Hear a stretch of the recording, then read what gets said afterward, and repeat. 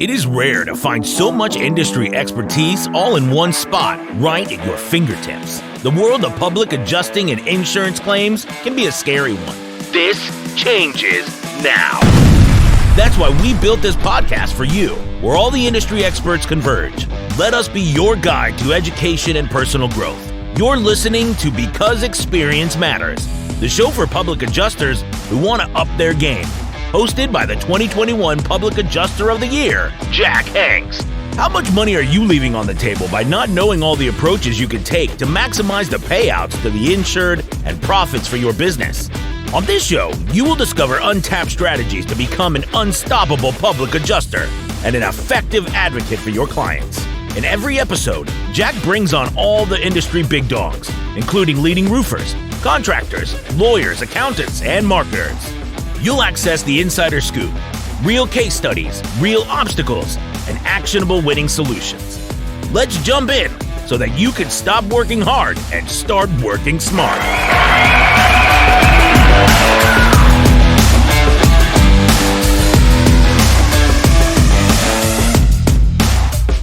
All right, guys, here we go. Another podcast, Because Experience Matters. I am Jack Hanks, your host and MC of this thing. Today, I'm excited because I actually have one of my personal longest standing friends I can think of in a long time, Eric Spence. He's the CEO and president of Ram Windows and Doors out of Houston. And ironically, Eric and I's lives are almost parallel and freaky and scary at the same time. I think we met about 10 years ago, and we were both coming out of some difficult relationship stuff and kind of transitioned careers. But can you start way back? So at Ohio State, poli-sci, right? Yes. Yeah, I'm IU poli-sci, which I have no idea why I took that major, but whatever. So, and then you start with Ply-Gem right out of college, or how'd you get going with Ply-Gem, Eric, out in Oregon? I did, Jack. First off, thanks for having me. I really appreciate sitting down and talk with you. But I went back to a gazillion years ago. I graduated from Ohio Northern University with a dual major, political science and economics. Of course, my plan was to be an attorney, but ended up stumbling onto the window business, fell in love with it, and decided to do the world a favor and not become another attorney, and actually try to be useful and build products that can improve people's lives. So funny how things work out sometimes. Yeah. When did you guys move to Oregon then?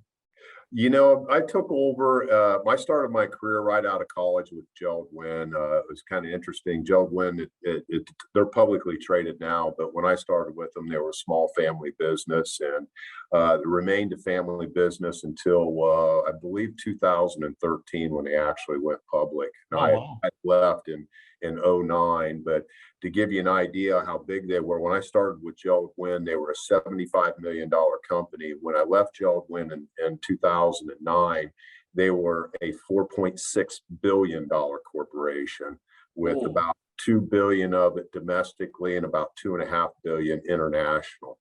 So when I started, we had 11 small manufacturing plants. When I left, of course, the number would ebb and flow a little bit through acquisitions, closures, additions, but I believe it was about 270 operations in 23 countries when I left. So it was a lot of fun, learned a lot, grew up a lot during that process. I lived out of an airplane, as you do now as well too. And that's one thing I like about my new job right now is most of my travel I can reach by car, and I enjoy it much than the old airplane days. So we talked about this back when you were traveling. Your kid Eric and Everett and Maddie were younger, right? How old were they? Well, you know, that's a great question, Jack. And when I started in this business, I was single for a long time, then got married, and had a wonderful son, wonderful daughter. Most of the time. Most of the time. you know, there's good and bad. Most 99% of it all good though. Yeah. And I was traveling. Both started out as a sales rep, then a regional sales manager, and then vice president of sales, then vice president of sales, senior vice president of sales and marketing. And so even when I was just a territory guy, when I was single before I got married, I was traveling a 5-state. The smallest territory I ever managed was 5 states, which required I was overnight travel 3-4 times a week, sometimes even longer than that. So I kind of built my relationship and the family around living out of a suitcase. So I was a little bit of an absentee father the whole time trying to raise the children. It's tough, huh? It's a mindset, isn't it? Like it's hard to shut it off, but you get off that plane too, you know? Well, it is. You just you want to, and I've learned over the years how to get better at it. But when you're a young business person, guy, gal, doesn't matter, same stresses, and you're trying to make a name for yourself and grow, you want to keep working, and even when you come home, you want to decompress, and you want to spend some quality time with your spouse and with your kids. Sometimes you make choices that I wouldn't say that you shouldn't make, but you have to do a lot about work-life balance. And when you're younger, you're anxious to get your career on path. You always wake up every day hungry, thinking like you're further and further behind, and you want more and more and more. And you have a tendency to choose activities that will further your business rather than further your family. So you're absolutely right. You need to have a work-life balance, and I think that both you and I probably erred on the side of focusing a little too much on work. And there's costs associated with that. Yeah, it jeopardized. I mean, I was always around for my kids, but I wasn't as focused as I should have been when they were younger. I wasn't in tune. Does that make sense? I would come home and I'd be a blob, right? So you just like, kids scream. And my wife was like, "Here you go." And I'm like, now what? Right? So, well, you sometimes we would rationalize and confuse quality time with quantity. We always say, well, it's just all, like you said, here it is. You're relieving your spouse as opposed to spending actual quality time with the kids as well too. And I think I had people trying to mentor me earlier in my career about work-life balance, but if they were telling me, I wasn't listening. 100%. I can actually, I think both of us now, I think I can speak I think I'm a much better father now than I was when they were younger. Thank God. Yeah. I think I could, like, it's amazing too. Our kids are such better people than we were when we were their age. Yeah, I agree with that. I think they are. You always want your kids to be better than you. And of course, you and I didn't exactly set the bar real high, so that was too hard for them. Yeah, for sure, right? But yeah, they do, and I really like the relationship and envy the relationship that you have with your kids, and I love the relationship I have with my kids, and I think I've learned a lot, and you can never go back. I wouldn't change anything. I'm really proud of what I've accomplished in business. I'm very proud of what my kids have been able to do. You always want to be a better businessman. You always want to be a better father. You always want to be a better friend. You can beat yourself up, or you can enjoy some of the successes along the way and be grateful for the things, the blessings that we have in our life as well too. So we're whatever we sometimes tried our best to screw it up, but we both end up with decent relationships, and I think we're probably representative of most people as well too. I think so. We're always harder on ourselves than we should be. Yeah, I always tend to make a big deal. I mean, even now I get upset and I'm like, boy, I was kind of an asshole to my kids just now. I learned the minute I apologize to them and say, guys, I didn't mean when I screamed whatever I screamed or whatever. And once the more real I am with a person with them, I think the more we're connected, and it kind of takes the BS away. And they look at me as a confidant, and they know I'm going to support them and get them through all the crap. I think that's the main thing, that we're always there for them, so. Well, that's exactly right. That's really, I don't want to say the first job. I mean, we have to provide for our families, but most importantly, we have to provide that emotional support. Sometimes as you try to get ahead in life, you show your love by financial support as well too, which is important. But the time, the ability to actually sit down there and actively listen to them and engage in their lives is so much more important than financial support, but we rationalize, I think, sometimes our behavior trying to get ahead is I'm doing it for the kids, I'm doing it for the kids, in which there's some truth to that, but you're doing it for yourself because you like the thrill of the battle, you like the competition. So I can say, I work so hard for everything for my family. Well, I like competing and I like winning too. So it'd be disingenuous of either one of us say we always did it for the family. That's not well, I think that's part of the DNA as being an entrepreneur or a leader. Like you have that, Melanie knows I'm a type A only child Gemini. Like that's a lot, right? Yeah. Good luck. And that's right. Like you do, my juices are always flowing. I hate losing more than I like winning. Which is probably a little bit of a detriment some days, but and I don't find that fire going out at all. Do you? The older you get, it's not as intense, but it's just a different. I don't know if it's confidence or just I'm cool with where I'm at, but I like winning. I love winning still.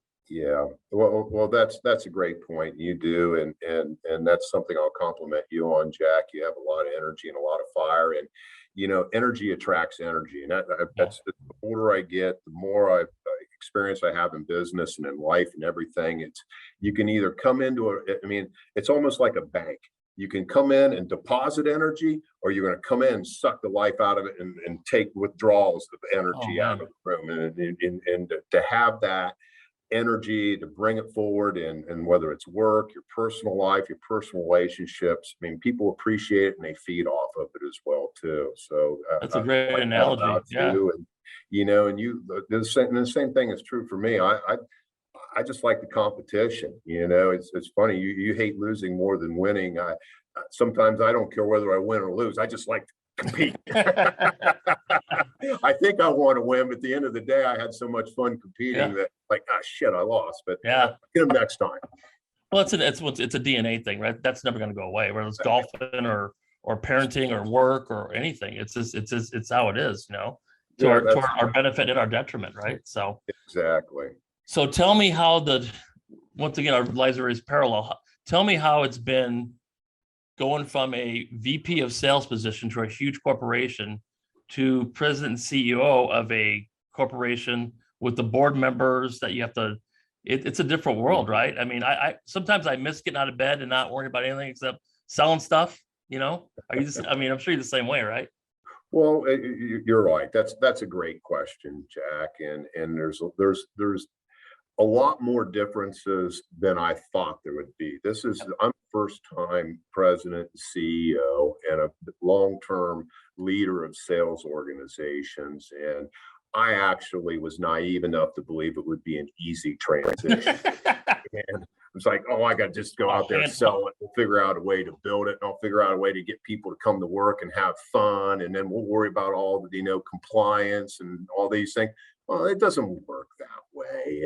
And managing salespeople, I think it's because in our DNA, you and I and other people that are A-type personalities and are driven, it's a little bit easier to manage those types of people and salespeople, because at the end of the day, we're paying high commissions, low salary. That's been pretty much true in every sales organization that I've led.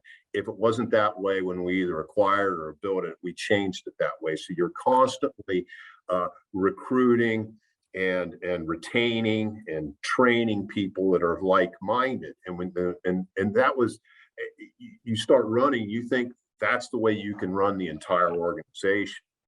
And it couldn't be furthest from the truth. You need hungry salespeople, but you also need very analytic people to keep those salespeople in check. And just going out and writing a bunch of business, it's got to be good business. It has to be profitable business. It has to be business that you can actually service, that you're not over committing and under delivering to people as well too. And you need to manage your guys in finance a lot different than you manage the salespeople, the marketing folks, and the operations folks. And it's a completely different organization and different mindset than just being a sales manager or VP of sales or whatever title you want to. So you know what I learned when I did this transition, I'm I'm better now than I was a year ago. So I used to think people should adapt to me. Like it's Yeah. my way or the highway. Here's what we're doing. Here's my plan. What I've learned is it's the complete opposite. Like I have this vision, but I have to adapt to them because you're right. I got to treat my adjusters different than my sales guys. I got to treat my roofing contractors different than my accountants. And if I don't, I lose people and respect. And it's crazy. The older we get, how the perspective it's a 180, man, from where it was 5-10 years ago. I used to think this is how it is, take it or leave it. And now, that's why things were so up and down, I think, for when I was younger. But now it's kind of like I listen more and I adapt more to them than them adapting to me. Because at the end of the day, it's got to be it's 50, it's 100, right? You both have to give all, and some people's alls are different. Does that make sense? No, I think it makes a lot of sense what you're saying, Jack, and you're absolutely right. When you're managing salespeople are sometimes the easiest ones to manage because they're the easiest to monitor. You're either doing selling activities and you're getting your numbers, or you're not at the end of the day. And it really, I mean, I hate to say this, an old cliche, but as a sales manager, I don't care whether you work 10 hours a week or 100 hours a week, just hit your numbers. And you can't, whereas sales is easy to I guess, map and say where you are in terms of your progression. A lot of the jobs in running the entire business are way more subjective. There's a lot of finesse that goes into it, and just because it's not, the things aren't, you try to put as many measurements and metrics as you can in there, but some of it's not. And one of the biggest jobs that I've learned the hard way, that my responsibility is to really establish the culture in the organization. And that's very difficult to measure a little bit. You can put things into it that does, and certainly a lack of churn and turnover and retention are good ways of doing that. Getting employee surveys, do they enjoy coming to here? Are we living the culture that we say we are our core values? Is it just words printed on the wall? Or are we actually living up to it? And are my direct reports' actions leading in that way? Are we just talking, or are we actually doing what we say we're going to do as well too? And those are things that there's lots of books and things that are available on it, but you kind of think you got it, especially when you're a little bit older like us in business, and you realize you don't, and you make a lot of mistakes. And I've lost some good people because I was doing way too much talking and not enough listening. And I've learned the hard way. But like you said, I'm a much better manager today than I was a year ago, and certainly 3 years ago. Isn't that crazy? Like I'm much more open-minded now. And I think, dude, the culture thing you hit on is such a big deal, because we do this EOS meetings. We do it every 2 weeks now, level 10 meetings. And at the end of last year, my job was to come up with what we're all about. And I'm like, that should be easy, right? And I'm like, dude, it took me weeks to get it. Does that make sense to kind of formalize what I wanted to come out with? And my biggest thing was respect. I just want to be respected by everyone, our vendors and our insurance companies and our everybody. And I think if you can get respect, that's that culture thing, man. Like, I don't like the Patriots, but I respect the Patriots. Right? You know what I mean? And if we can get to that level as individuals, and even parents and business owners or CEOs, I think that's the key. Because the other stuff, I mean, let's be honest, sales is easy. I mean, all this it's not difficult for us. It's just the hard part is putting all these pieces together and meshing them. Oh my God, it's like a jigsaw puzzle every day, Well, it is a jigsaw puzzle, and the key is, and I know it's an old cliche, but it's really true, and that's just set the stage for people that can come to work, bring their ideas, bring a good work ethic into there. Surround yourselves with people who have specific talents that are better than you, and let them do their job, and listen to what they have to say. And sometimes you might have to move a little bit one direction, they're not 100% right. You're not 100% right. The right answer might be in the middle, but just listen to them and let them do their job, and they'll make you look really brilliant. 100%. So if you don't listen, they'll make you look pretty stupid. Either way, right? Right. So when did you start? When was your first day out there? When was that? I started in January of 19. What- After I spent 26 years with Jeld-Wen, and then I spent 5 years as the senior vice president of sales and marketing for Plygem. Plygem now is called Cornerstone. They're the largest vinyl window manufacturer in the United States. So I've had the good fortune working for two really good large corporations, and I had done that and wanted to do something a little more entrepreneurial. So I got recruited by private equity, come down to Houston, Texas, and take a regional thermally broken aluminum manufacturer, and we're trying to aggressively grow the business. And So what, your 13th month in, is that when COVID hit? Yeah. So we had gone. If I had a crystal ball, I would have waited till that was behind us.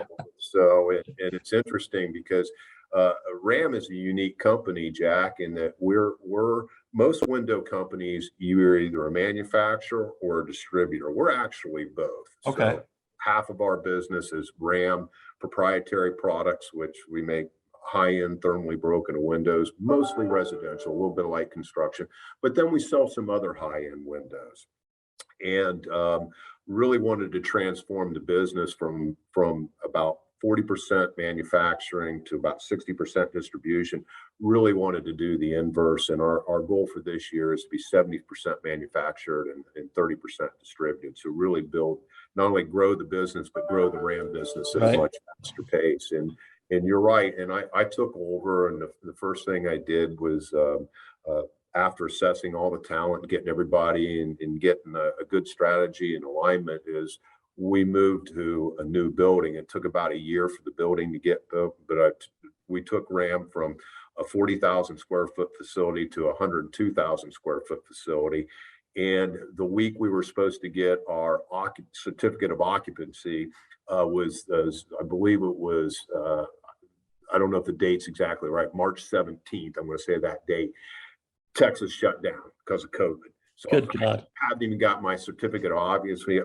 I tripled the rent, moved everything over, and now I can't even build anything. And I can't get anyone to come to work, because we had to get the fire marshal to approve our COVID procedures were up to snuff. And so the timing was extremely poor. It was a pretty severe headwind, but we learned a lot about ourselves and the business, and we've recovered nicely. It took some time, but we had record sales intake in the fourth quarter of this year, and we even beat that first quarter this year. So I'd like to think we've turned the corner and we've finally recovered of it. That was a big hit for us when COVID hit. Well, here's the thing with that. We've been through a lot of stuff through our lives, and 9/11 and all kinds of stuff like that. I don't even know how you can prepare for that ever. Like in the wildest dreams, I don't need it. Like what? When that thing came on CNN or whatever, I'm like, 2 weeks will be fine. Whatever. I'm going to go to Mexico and drink some beer on the beach and come back. Everything. But can you ever even imagine how to even prepare for that or have any? What the hell do you? There's no like I'm sure you guys are still way behind on, because all my roofers are getting killed on materials. Sure. I'm sure you guys are going through the same stuff, right? Well, it is. There was no playbook on COVID, No. Global pandemic. Been doing this forever, and this is the first time anything happened like this. And then trying to work and trying to focus on your employee safety, yet produce the product and ship it and being compliant within is managing the business.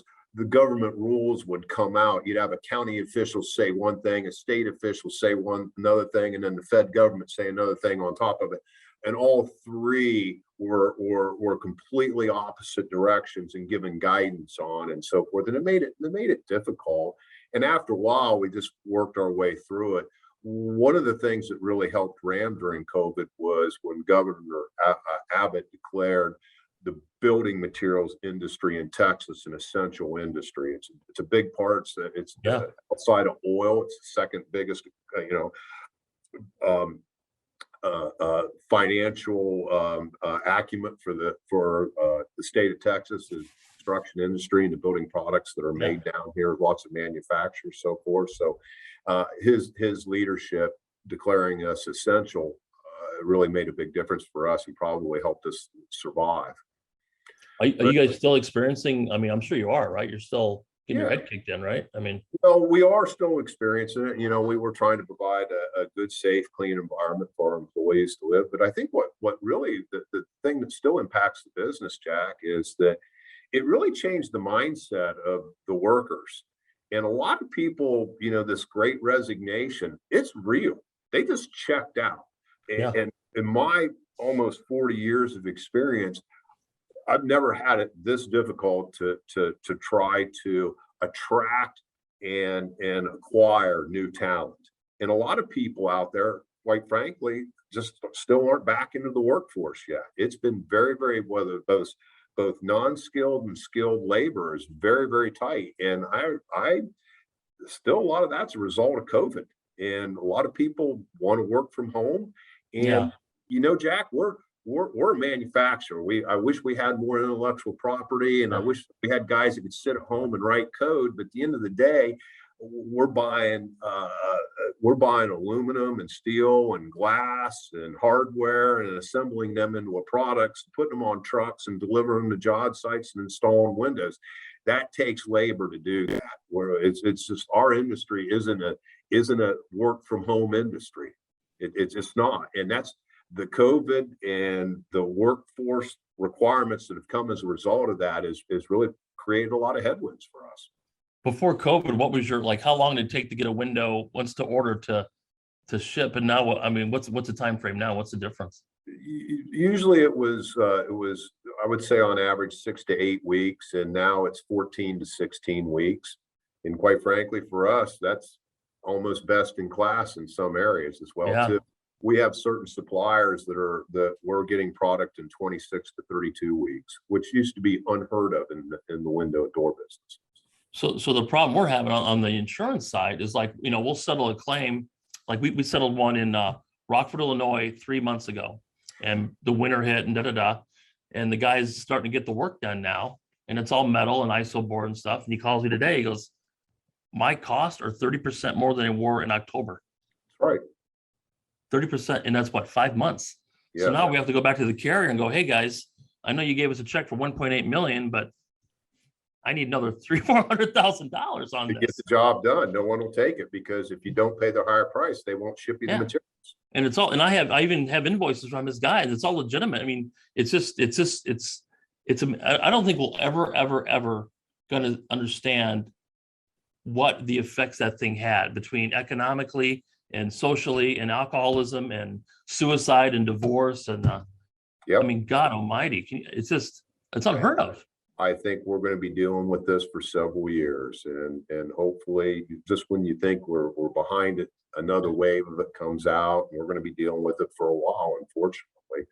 But you know, you try to focus on the things that you can control, and we can't control those, but we run best. And you know, the other big headwind, Jack, that right up your alley is although it's a boom for the public adjusting, it was a huge headwind for manufacturing in Texas. If you remember, in February of last year, we had an ice storm.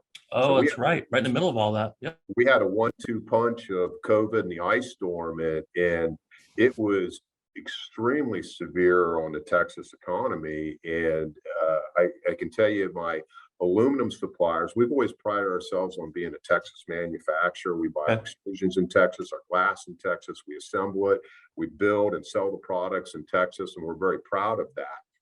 But when Texas shut down due to the ice storm, the lead times on aluminum went from 6 to 8 weeks to 28 to 36 weeks. Oh my God. That is, and that happened overnight. Yeah. And we had our aluminum supplier has been a very reliable supplier over the years. Their fire suppression system, all the pipes burst, flooded the entire manufacturing, shorted out all their motors, ruined all their anodization tanks, all their paint tanks. They were basically shut down for 4 months. Oh my God. Anybody that wasn't affected was already busy. Everybody threw the orders at them at once. They're on allocation. we basically didn't get any raw materials for about a 4-month period. That was devastating to our business. And you forget, and it wasn't just the aluminum industry, the whole PVC industry. You know, there was a global shortage of nylon created by that Texas ice storm. Yeah. The amount of shingle manufacturing that's Texas. You've got a good background knowing construction, but a lot of your business and a lot of your friends are in the roofing business. They can tell you horror stories about the supply chain on shingles right now. That was all a result of that Texas ice storm. Isn't that crazy? Right. And right in the middle of COVID too.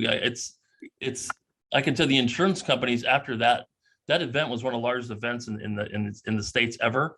Yes.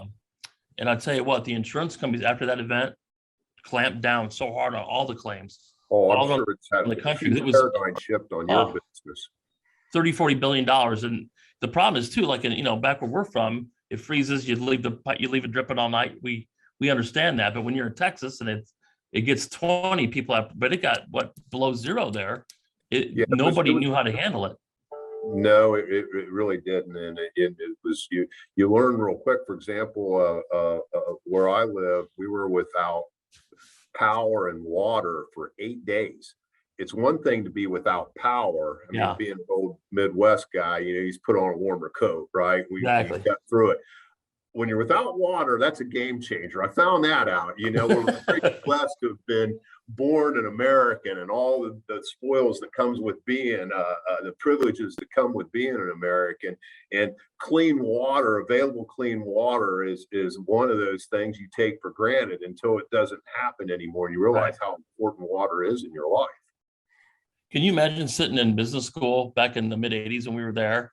And somebody explaining this to us, there'd be like no way in hell that could ever, a pandemic and an ice storm to shut the economy. There's no effing way you can ever even, how do you even plan? It's impossible, right? You just wake up and. You can't. And, like we were back to work but yet couldn't have everybody come in until the pipes froze because we had no toilet services for everybody. I mean, it's no fun to talk about that stuff. That they used to call it the necessary room, right, for a reason. And you just can't have.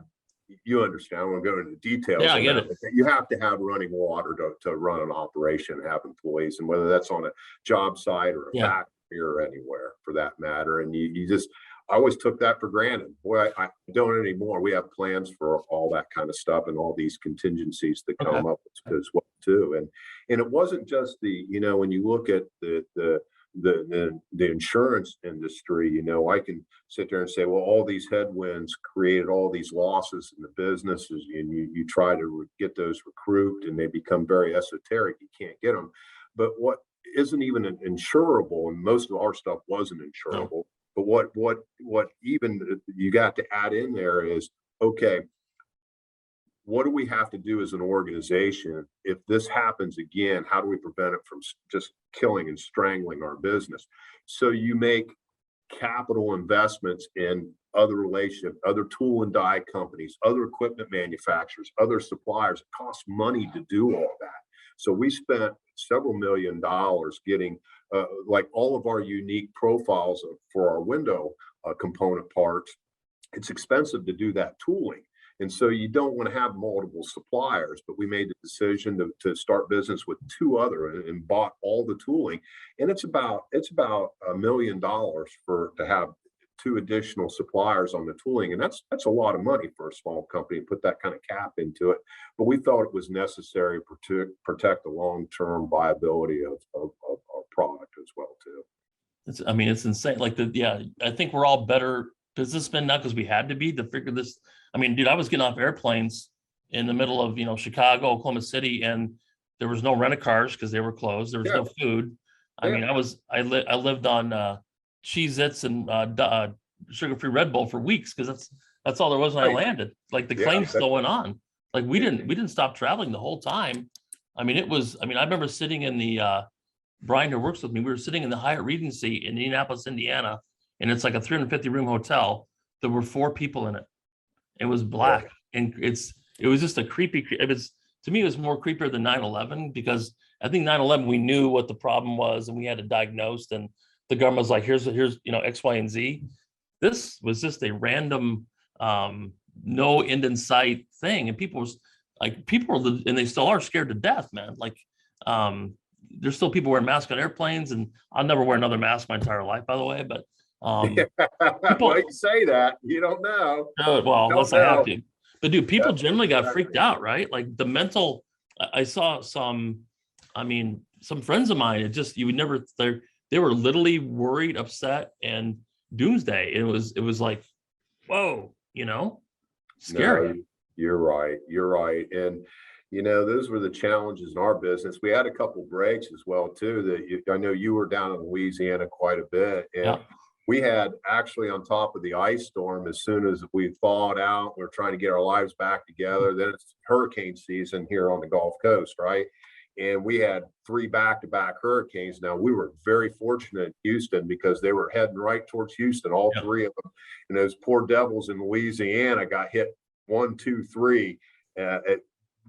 Okay, well, we survived it here. Is good. This time we got a lucky break, but those poor bastards in Louisiana, they started.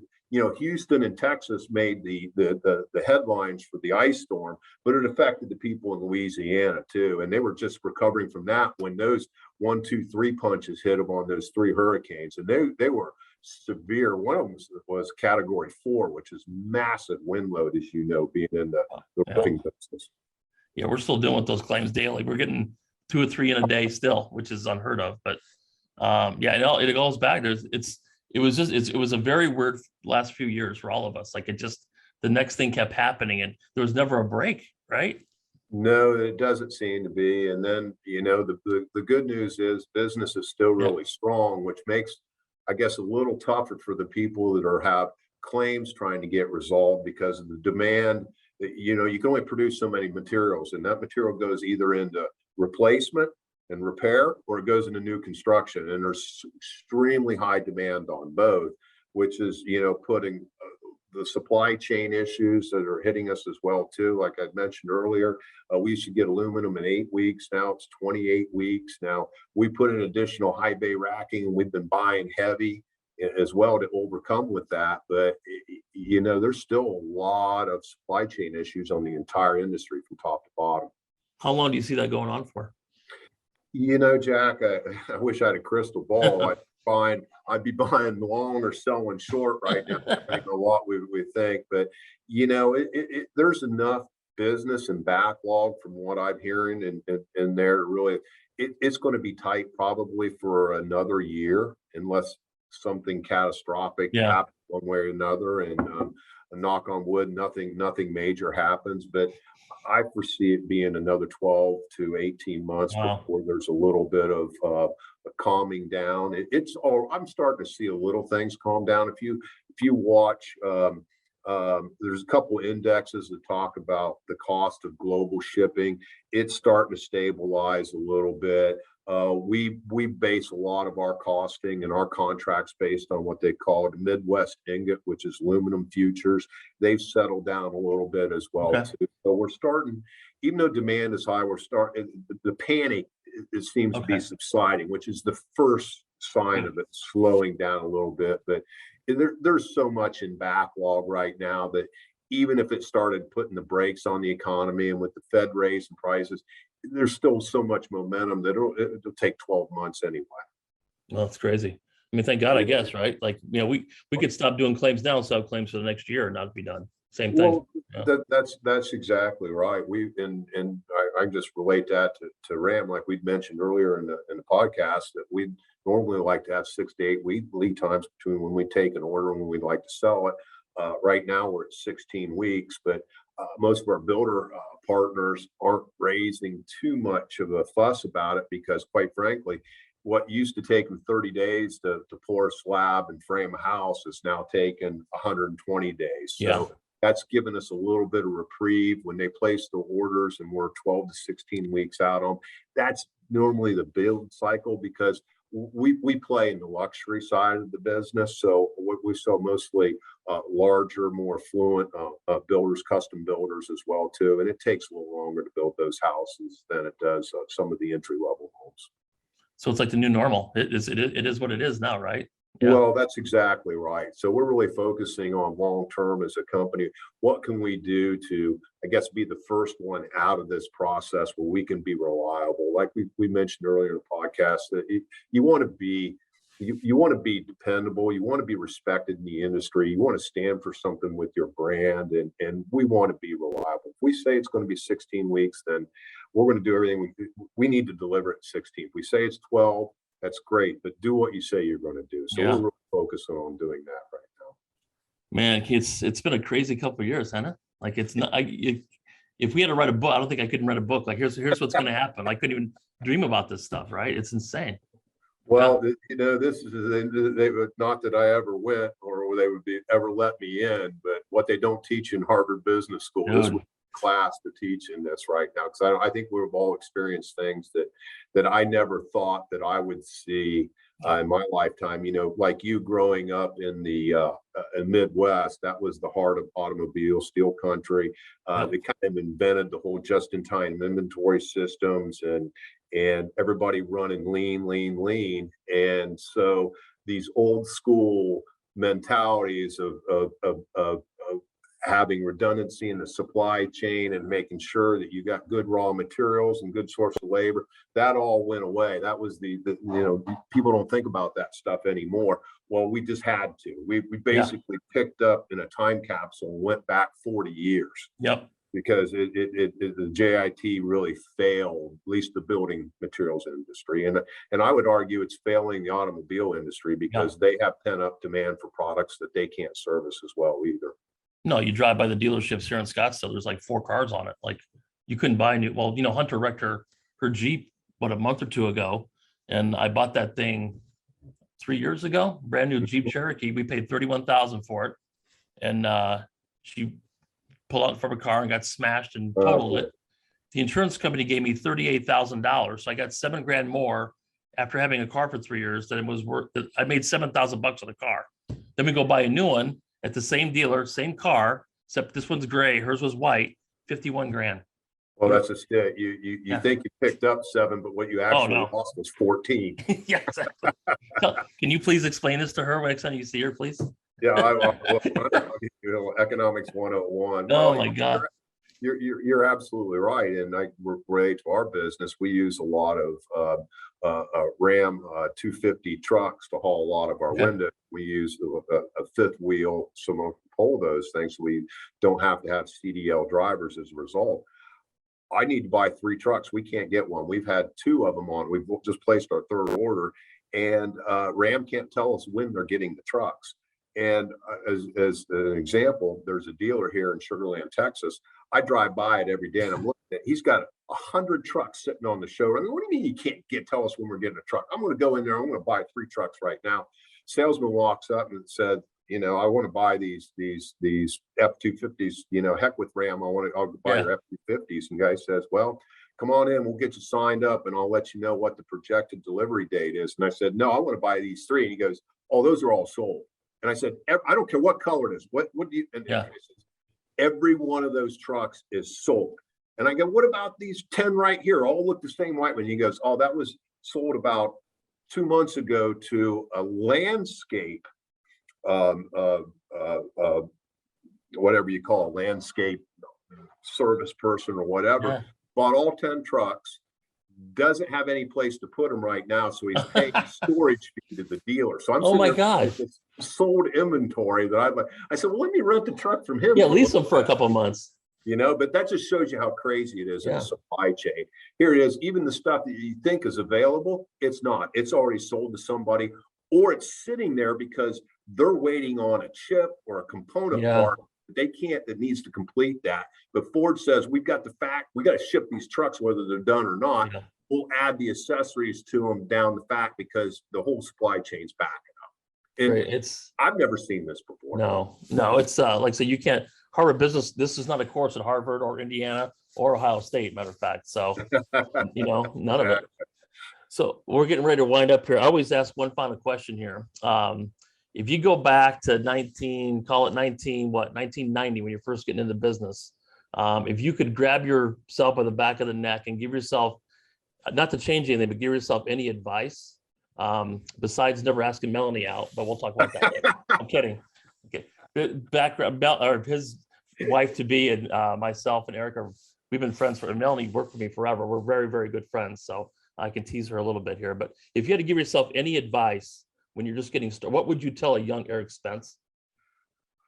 Well, I think there's a thing. First off, Jack, that's a great question. You never want to look back. You always want to focus on tomorrow, right? We can't change it anyway, so why beat ourselves up for the mistakes we made? You improve as an individual through hard times and through good times. The old adage is the hard times are lessons better learned because you remember them longer and your roots grow deeper through stress, right? So anyway, we'll just try to focus on controlling the things we can control and focusing on being better tomorrow. But I guess all kidding aside with that, I would guess that my mother used to say, you have two ears and one mouth, use them proportionately. And I had a tendency to talk too much and not listen. So young business leaders and so taken out, learn how to actively listen and then trust your instincts, trust your people and let them do, give them some direction. Try to get everybody working in the same direction and aligned, but trust your people and let them do their job. Yep, the only other thing is I wish I'd have paid attention to more of the computer coding and programming so I could develop some of these programs and not be slugging out Windows the rest of my life. Oh, dude, I know, right? God dang it. Make a few million, a few buttons on the computer. I can barely get Zoom on half the time, right? Exactly. Learn how to do an Uber app or something that would have been a little smarter, right? It is amazing how lives are so much different than where we were. Like it's a completely different world now. It's not. Yeah, when I started out, you would call about noon to pick up your messages from yesterday and then return them from a payphone. Yep. Then in the late 90s, cell phones really started blowing up and they were affordable, and that kind of changed everything. The it's completely different now. You can the industry now to where it was before. You had some compression time when you got on an airplane. You could actually do some reading, whether it was for professional enlightenment or just for enjoyable. You can do some just regular reading on it. Now you're expected to get online, talk, communicate the whole time. You got cell phone service. We do business all over the country, so you're going from 3 time zones. We have friends that do international stuff. And you can never, if you want to, you can literally almost work 24/7. And you really have to have some compression time. You really have to have that work-life balance. You need to, what's the point in working hard if you can't spend a little bit of time with your kids and your spouse and your loved ones? And you asked that question earlier, is not only listen to your folks, but spend time with your family and let them know that you're always there for them. Amen, man. It's crazy when older you get, the little things mean more than the big things anymore, right? Yeah, what's that old saying that says, when you're on your deathbed, you never ask yourself, boy, I wish I'd have bought the green Mercedes instead of the Mercedes. You always say, I wish I would have been there with my children more. Yeah, exactly. No, I get that. So we are getting old, my man. So anyway, I'm excited for August. Right? Congratulations to you, Melanie. It's gonna be a hell of a party up there in Napa. So looking forward to it, Jack. It'll be a lot of fun. Bring your drinking helmet. We always end up. It's always a problem when we get together, I feel. Yeah, it is. But anyway, how do they get a hold of you, Eric? People have questions about RAM and what you guys do and how they can get Windows doors. How can they get a hold of you and look up your company? Well, I appreciate that, Jack. We have sales offices here in Houston, in Dallas, and in Austin. Best way to get a hold of us is just go on ramwindows.com or RAMIND, India November David.com. And we have a very nice web presence, all the numbers. You can contact us either through email or call us at any one of the showrooms. But best place is just look for us online and get a hold of us. We'd love to build some windows for you. Perfect.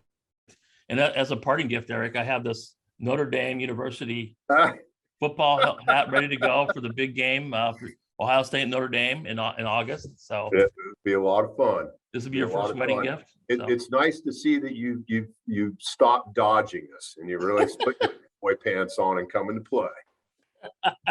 I'm excited. That's gonna be a great game, actually. I think it's gonna be phenomenal. It's going to be a about great time, right? game. Looking forward to it. They should play every year. They should, right? They really should. All right, my man. Congrats once again, all your success, your family, Melanie, the whole 9 yards. I'm so proud of you guys, and you know how much I care about you guys and love you guys with everything I got. So appreciate it. Same to you, Jack, and congratulations on all your success. Ooh, right. It's been a while, but yeah, we're doing it. So thanks again, guys. Get it done. Thank you. Bye now. Bye. Thanks for tuning in to the Because Experience Matters podcast. That's all for today's show. If you want to learn more or work with Jack in person, visit www.thejackhanks.com. Oh, and don't forget to give us a 5-star rating on iTunes or Spotify to continue to grow the podcast and change the industry.